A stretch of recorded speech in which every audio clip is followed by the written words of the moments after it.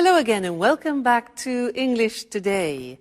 And this is DVD 15 and the third DVD of your upper intermediate level.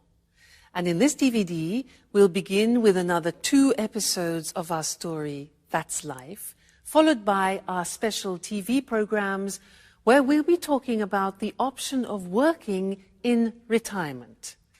And then our sports expert will tell us about sumo wrestling, fat and fast. Then in the grammar section, we'll learn how to use a grammatical form called the causative have, and also how to construct the past perfect tense. All right, so happy viewing.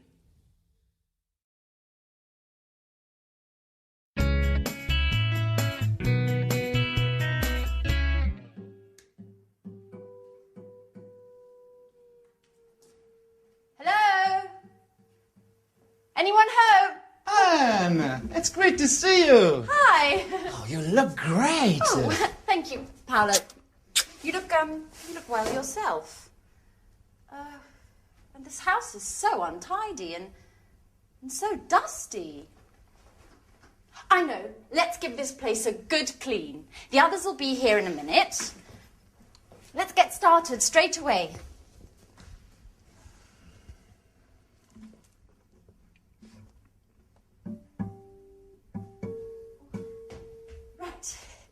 Before you know it, we'll have cleaned and tidied everything. You haven't changed, Anne. Cleaning, dusting, tidying. It's just like when we were at university. Can't you think of anything else? Oh, look who's talking. Always strumming away on your guitar. Come on, Paolo. Don't be lazy. Oh. Come on, let's get started.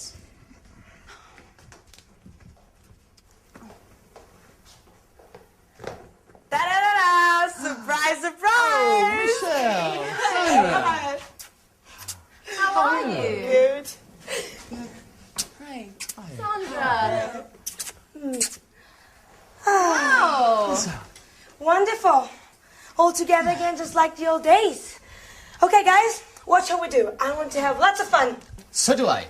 Come on, Michelle, let's go for a long walk all the way down to the lake. Stop where you are. Where are you two going? Come on, Paolo, pick up that brush again. And Michelle, please, can you pick up your bag and that frightful hat? Your command, Captain. Come on, Michelle, stop playing around and give us a hand. Oh. Oh, this detergent is made by Syntax, the American multinational that makes household cleaning products. I refuse to use this product. You know I hate multinationals. But it's just all detergents are made by multinationals. How are you supposed to clean a house if you refuse to use them? You guessed right.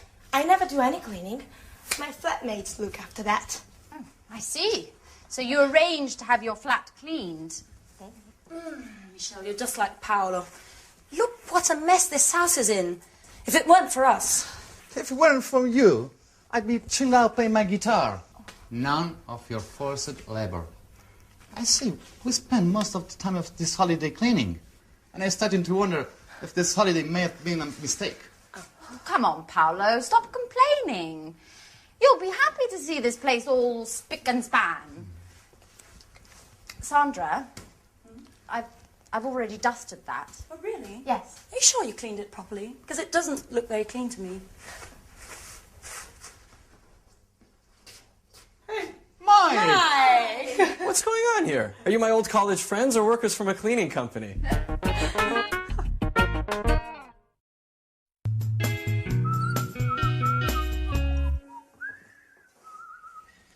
Come on, put away those brooms and detergents and let's toast the good old days. But Sarah's not here yet. That's odd. She should be here by now. She said she'd be here just after lunch. That's right. And she's the one who organized this reunion. Am I wrong? Or are you talking about me? Oh, Sarah, at last! Oh, don't get up.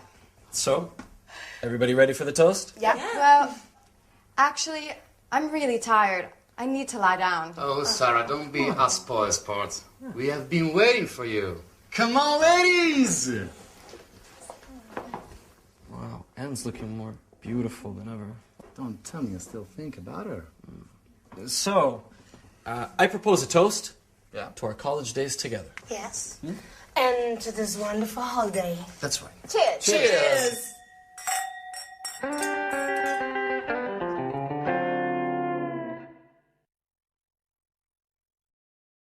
Hi again, and welcome back to your live TV program to learn some more English language. Now, in that last episode, Anne was quite surprised that Michelle doesn't clean her flat herself. In fact, she said, I see, so you arrange to have your flat cleaned. To have your flat cleaned. Now, that means that somebody else cleans the flat for Michelle. This is very interesting. Well, in fact, that's what I do too. I don't clean my flat myself. Somebody cleans it for me. So I have my flat cleaned every 2 weeks. Now, this is an interesting grammatical form because we use it when we talk about services. We talk about other people who offer us services. Let me give you another example. Hair. I don't cut my hair myself. It's too difficult. I can't do the back. So I go to the hairdressers, and that's a service. So I go to the hairdressers and they cut my hair. And I say, every month I have my hair cut.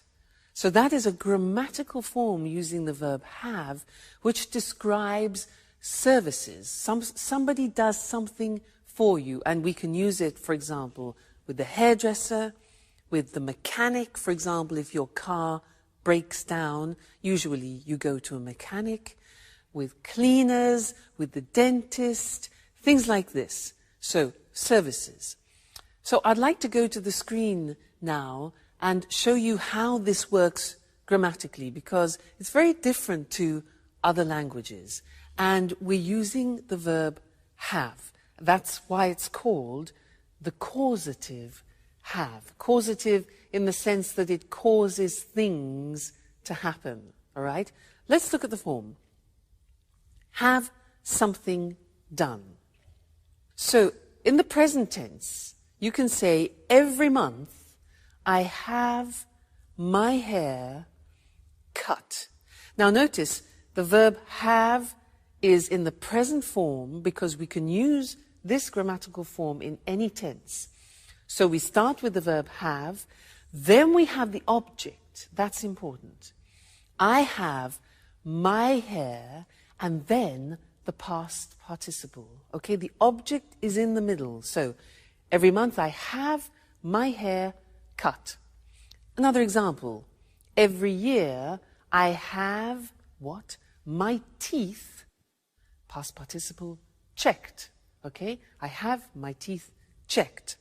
Every year I have my kitchen painted. Do you see? And every 3 months I have my car serviced. So I go to the mechanic and I have my car serviced. So be careful, because it's terribly important to put the object between the verb have and the past participle. I have my car serviced. Okay?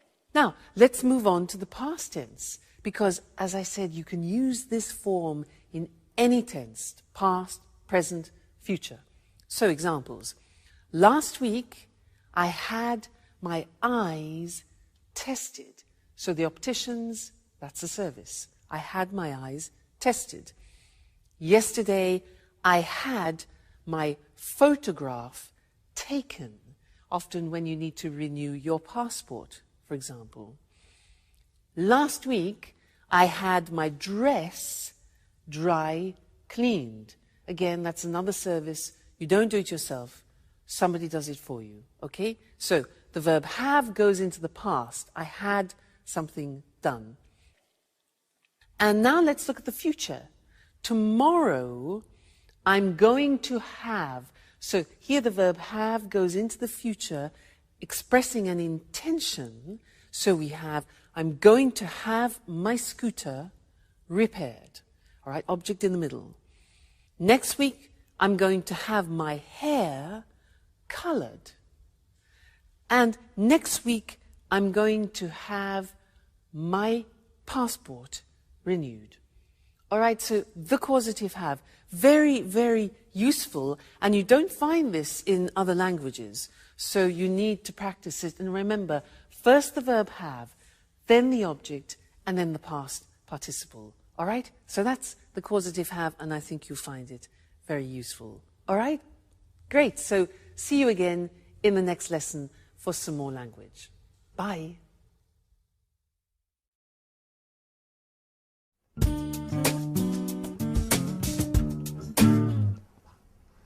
Life's hard for musicians, you know, Mike.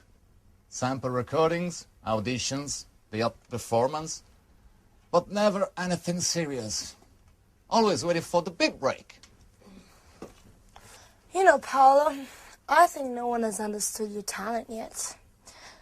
You'll see. You'll be successful one day. I certainly hope so. I need to make money somehow. Why don't you get a job? Something, until you make it as a guitarist. What would I do? Working in a bank like you? No, that's not for me. It's not as if there are only banks to work in. There are other jobs you could do. I know. I worked in a supermarket last year.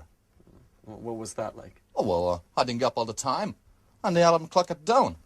I did it for 3 months. Oh, no. Normal jobs are not for me. I am an artist. What are you talking about? About work. Oh, by the way, Sarah, how's your pub coming on? Just a minute. What was it called? Blue Moon? That's it. You do it on purpose, don't you? Making things worse. With that sarcastic tone of voice. You like making fun of me. You're horrible. But what did I say? What? Didn't you know? Sarah's pub burned down 2 years ago.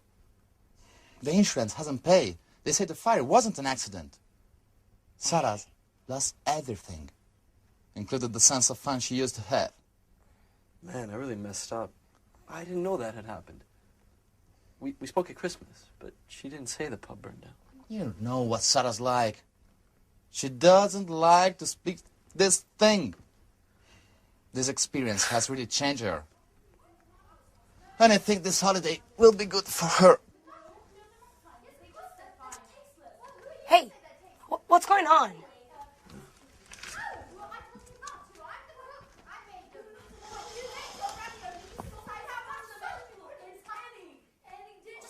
No, that's enough, Sandra. I don't think you need to add any more salt. I really think the ravioli are rather tasteless. Well, let's see what they think. Would you like to try my ravioli? Sandra says they're tasteless. Sure. Fantastic, huh? Really good. I always said you'd make someone a great wife. See? Did you hear that?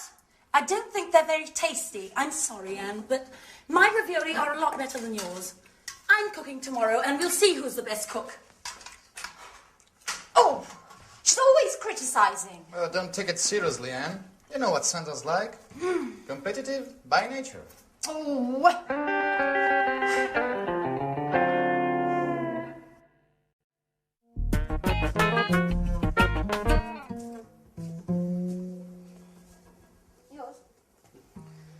Okay, guys, let's have a chat. Tell me what you've been doing since we last met. Well, Paolo and I were talking about our work and our hopes for the future. Work. Let's talk about something a bit more interesting. Romances, passionate love story, things like that. Oh, you, for example, Anne. Have you got a boyfriend? Me? Why me? I've got to go to the kitchen to check on the roast. Oh, come on, Anne. Don't be shy. Answer Michelle's question. Okay. Well, there is someone. But he's not my boyfriend. What does that mean? He's my flatmate. His name's Jack. And he's going out with a friend of mine called Sharon. But I still hope I have a chance. I really do like him. And I think about him all the time. Are you in love? Maybe. Yes. Yes, I think I am. Wow. I adore passion and tormented love stories. I've really got to go now and check on the roast. It'll be burning. Michelle, can you come and give me a hand? And then come and tell the others that dinner's ready.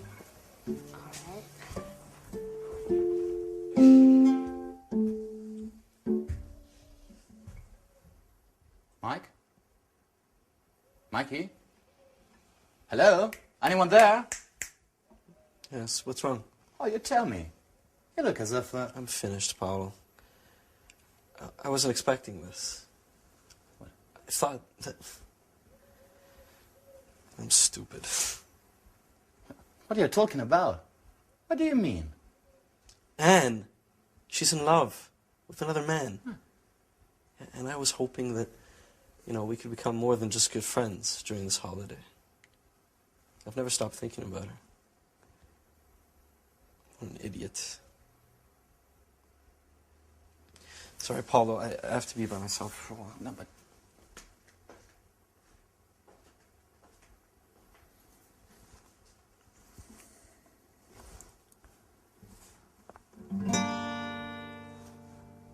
Beautiful girl with brown eyes. Oh, dusting up, dusting away. My heart sighs. My heart sighs. Oh yeah, no bad. Inspiration at last. Oh, thanks, Mike. You're a great friend.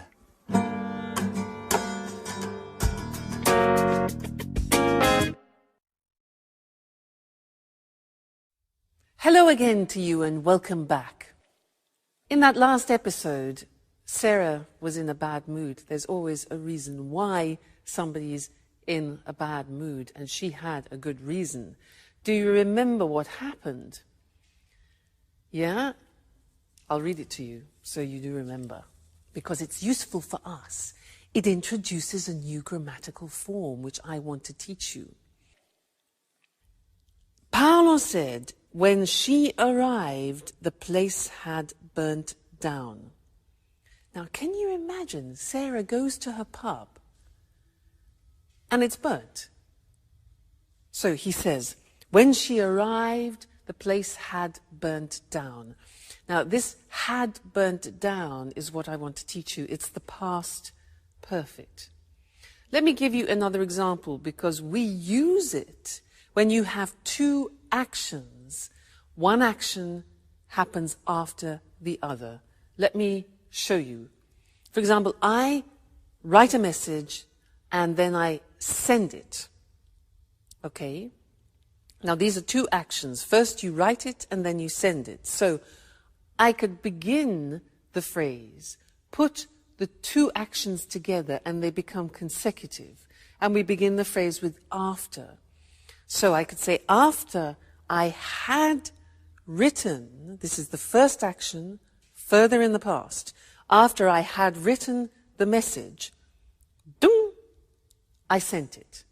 The second phrase is in the simple past.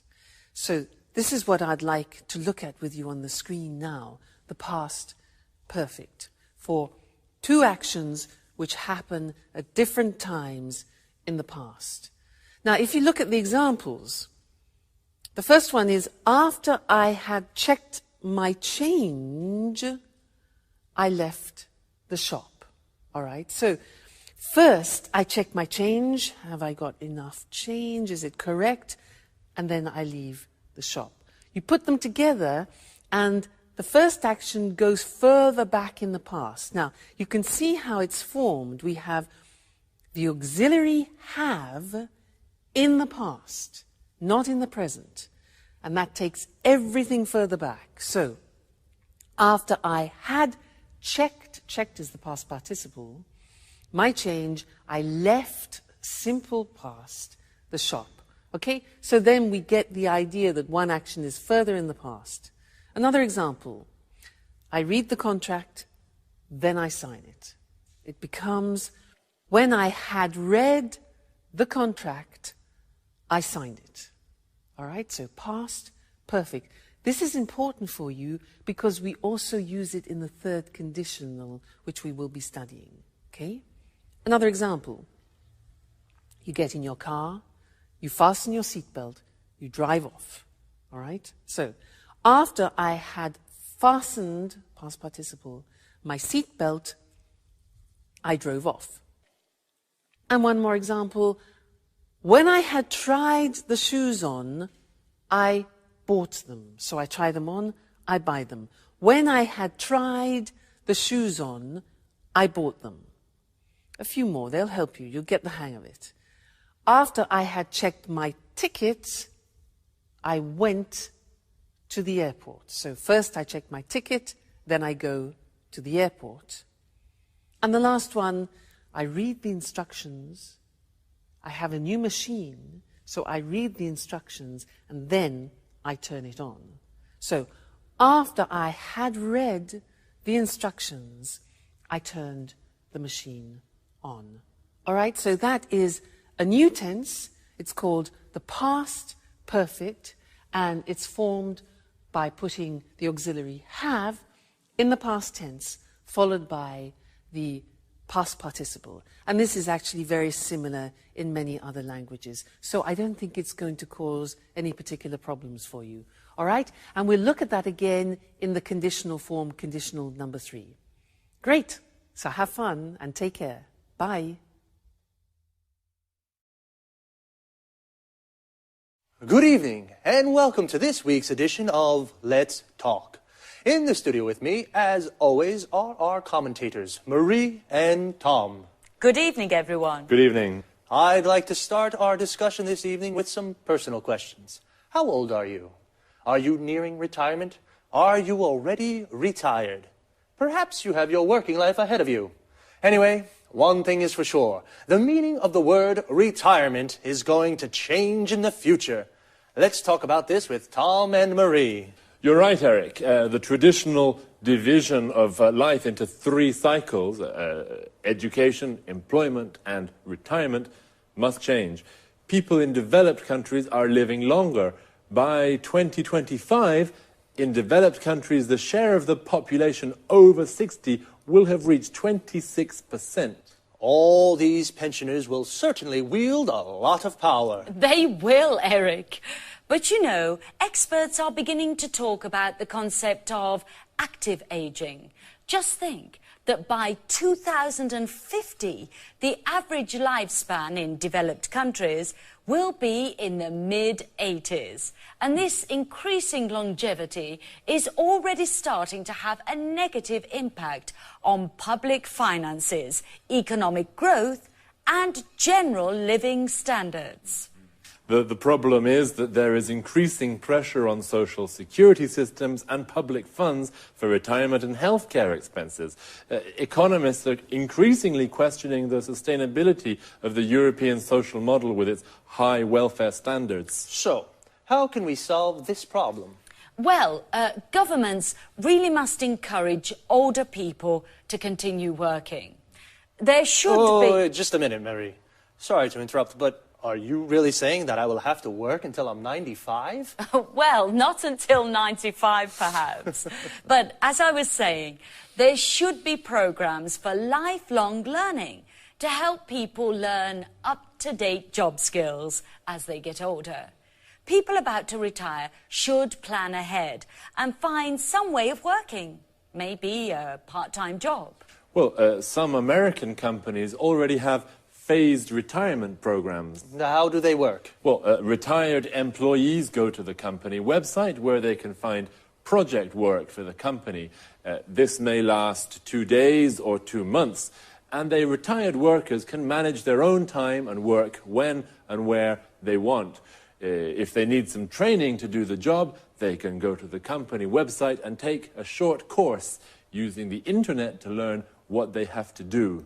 In this way, retired people have more money, and the companies can use the skills of their retired workers. Yes, more money, but less free time. I don't think I like the idea of having to work in my retirement. And you, ladies and gentlemen, what do you think about this?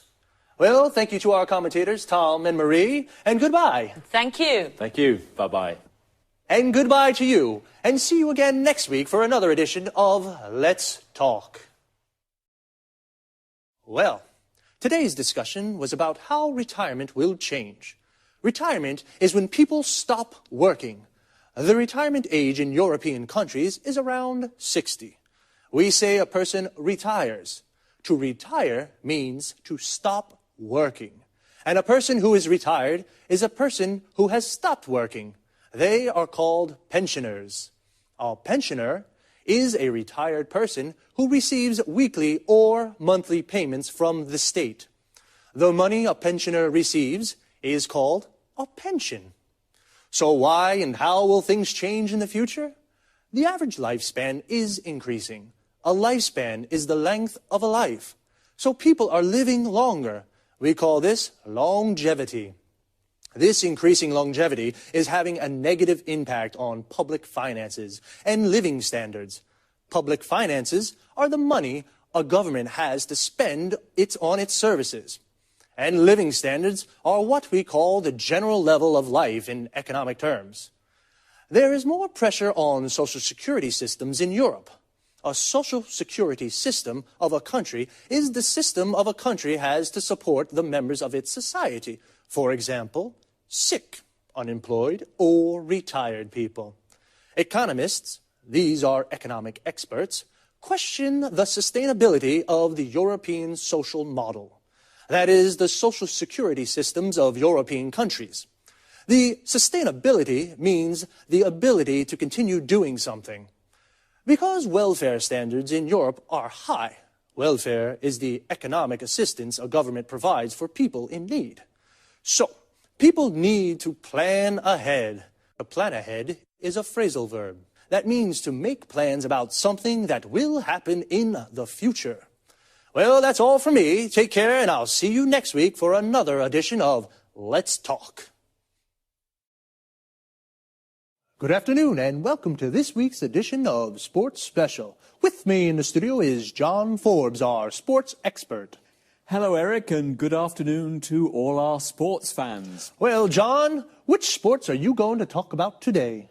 I'd like to talk about sumo. Interesting. I must say I know something about the martial arts, karate and judo, but sumo? I know almost nothing. Those enormous guys, their unusual hairstyles, their colorful and rather unusual clothes. So, please tell us more. Well, Eric, you know sumo is a martial art too, and it's Japan's traditional national sport. In fact, it's one of the world's oldest sports. It was first mentioned in a Japanese book more than 1,000 years ago, but experts believe it might be much older. Really? More than 1,000 years old? Yes, and you know there are also ancient wall paintings showing the sport. Archaeologists think prehistoric man may have done sumo as a form of prayer to the gods for a good harvest. I think most people in the West watch these enormous wrestlers without appreciating these ancient traditions. That's right, Eric. Sumo isn't just a sport. It's more a way of life, and it's played an important role in Japan's cultural and religious history. In Japan, successful sumo wrestlers are looked up to as role models and heroes by many people. How does a sumo match work? Two men meet in a ring that is about 4.5 meters across. The aim of the game is to force your opponent out of the ring or make a part of his body, apart from the soles of his feet, touch the floor. A bout can last just a few seconds or as long as 3 minutes. Sumo wrestlers are very big, but they can move very quickly. Do you think I could be a sumo wrestler? Well, if you put on 100 kilos, maybe yes. Sumo wrestlers start their training when they're young boys. If they show promise, they go to live in a traditional Japanese house called a sumo stable. The young boys train a lot and look after the older wrestlers. They prepare their food and clean their rooms for them. Everyone in the sumo stable eats a lot. They eat lots of noodles, rice, fish and chicken. The traditional dish is called chankanobi, and it's made with fish, meat and vegetables. The wrestlers eat this with lots of rice and they drink lots of beer too. Then they go to sleep. So, that's how they put on so much weight. Yes, the secret is to eat a lot and then sleep. This helps the wrestlers put on weight. And the wrestlers' hairstyles, where do they come from? A good question, Eric. There are lots of different ranks for sumo wrestlers. The best wrestlers are in the top rank. The style of a wrestler's hair depends on his rank. All the hairstyles come from samurai traditions. Samurai were traditional soldiers in Japan. Interesting. I guess it's difficult for a sumo wrestler to find a girlfriend?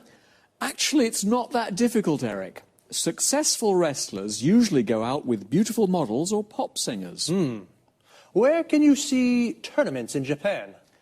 There are 6 grand sumo tournaments called basho every year. They take place during odd-numbered months like March or July. The basho take place in Tokyo and Osaka, Nagoya and Fukuoka. Thanks, John, for a fascinating explanation of these rather mystifying sport. We found out a lot about sumo. Thanks, John. Goodbye. And goodbye to all our sports fans. See you next week for another edition of Sports Special. So, today we found out about a martial art called sumo.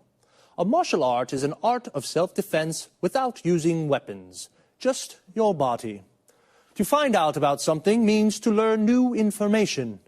We found out that in Japan, sumo is more than just a sport, it's a way of life. People look up to sumo wrestlers. They are heroes. To look up to someone means to respect and admire them. A sumo wrestler is a man who practices sumo. Sumo wrestlers are very fat, and they have particular hairstyles. We found out that their hairstyle depends on their rank. Notice how we say depends on something. A rank is a position on a scale. The best wrestlers are in the top rank. And I was surprised to find out that sumo wrestlers go out with beautiful girls. To go out with someone means to have a romantic relationship with someone. What about you, ladies? Would you go out with a sumo wrestler? And you guys, would you put on 100 kilos to become a sumo wrestler? We say put on weight. This means become fatter. Actually, to put on so much weight, sumo wrestlers start training very young. If a boy shows promise, this means he shows ability at the sport. And what is the aim of the game? The aim is the objective. In football, the aim is to score a goal. In sumo, the aim is to force the opponent out of the ring. The opponent is the other person playing. The ring is the square platform where wrestlers and boxers fight. A wrestling or boxing match is called a bout. Sumo tournaments take place in odd number months. An odd number is a number that isn't divisible by 2. For example, 1, 3, 5, 7. 2, 4, 6, 8 are even numbers. An even number can be divided by 2. I have to leave you now, but see you here next week for another edition of Sports Special.